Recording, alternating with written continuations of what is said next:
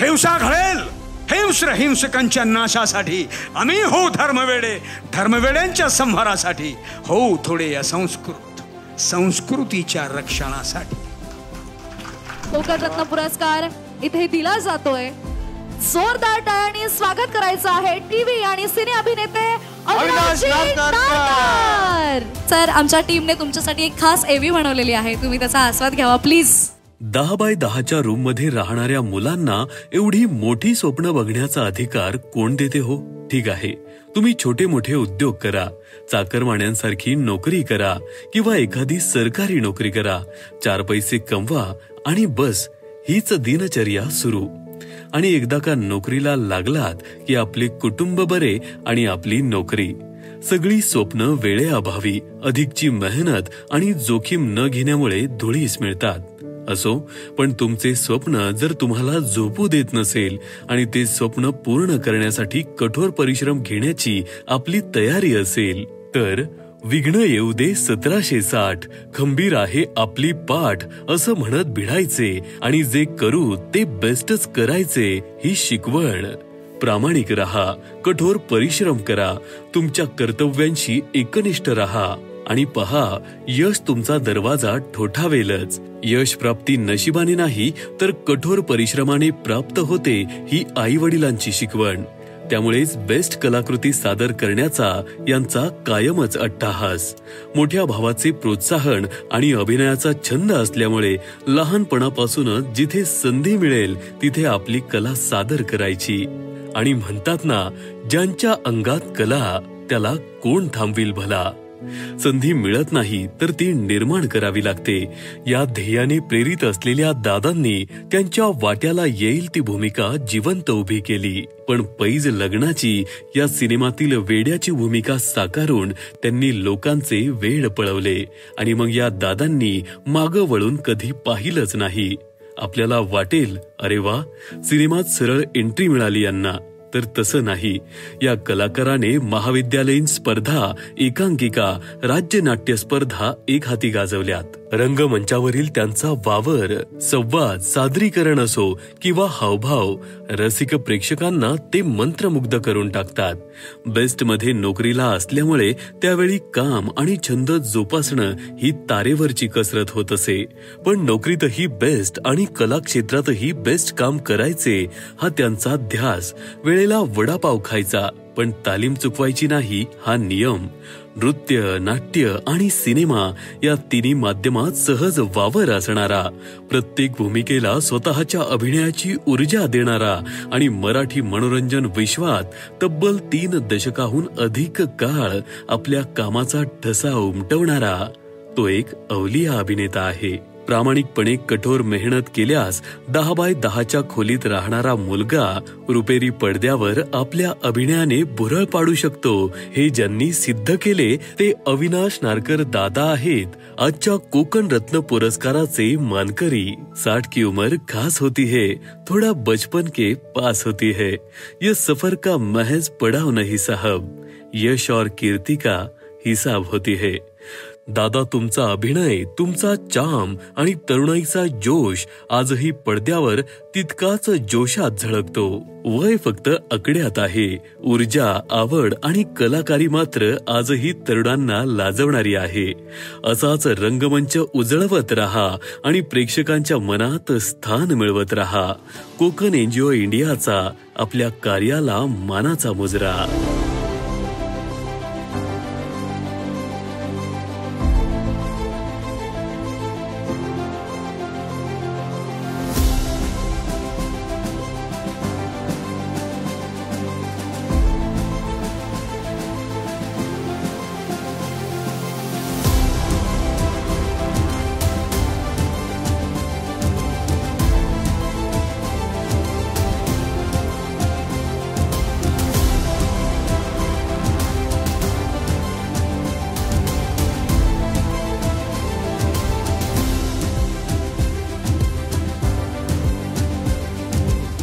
कुठल्याही बाबतीमध्ये कोकण हा कधीच मागे नव्हताच, कारण कोकण हा भारताचा स्वर्ग आहे असं मी म्हणेन.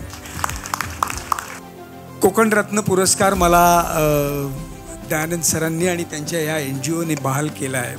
बहालच मी म्हणेन, कारण त्या पुरस्कारापर्यंत अजून पोहोचण्याची माझी काही मी कुवत निर्माण केलेली असं मला अजून तरी वाटत नाही आहे. पण आता ती जबाबदारी वाढली असं मी म्हणेन. त्यांनी हा पुरस्कार दिला आणि मला सांगितलं आहे की हा दरवाजा आता उघडा झालेला, आता इथून पुढे तुमचं कार्य खऱ्या अर्थाने सुरू होईल.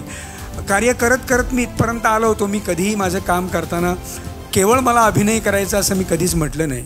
त्या अभिनयाबरोबरच मी नेहमी असं म्हटलं की माझ्या प्रत्येक कलाकृतीमधनं काहीतरी एक समाजाला देण्याचा प्रयत्न मी माझ्या कलाकृतीमधनं करेन आणि तो नेहमीच मी प्रयत्न केलेला आहे. अगदी म्हणजे स्पर्धेच्या काळापासून ते व्यावसायिक म्हणून मी प्रोफेशनली जेव्हापासून काम करायला लागलो तेव्हा पण.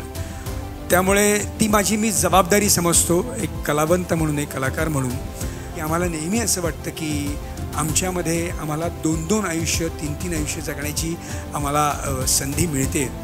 म्हणूनच आम्हाला कधीही नैराश्य औदासीन्य असं कधी शिवत नाही. कारण आम्ही नेहमी, म्हणजे मी माझ्या उदाहरणावरनं सांगतो की मला ज्या वेळेला असं थोडंसं कुठल्या छोट्या कारणाने किंवा खूप मोठ्या कारणाने कधी असं खचल्यासारखं वाटलं तर मी नेहमी काय करतो, मी फार लांब जात नाही. मी असं थोडासा एकाग्र होतो आणि माझं एखादं स्वगत असेल की मी म्हणायला सुरुवात करतो.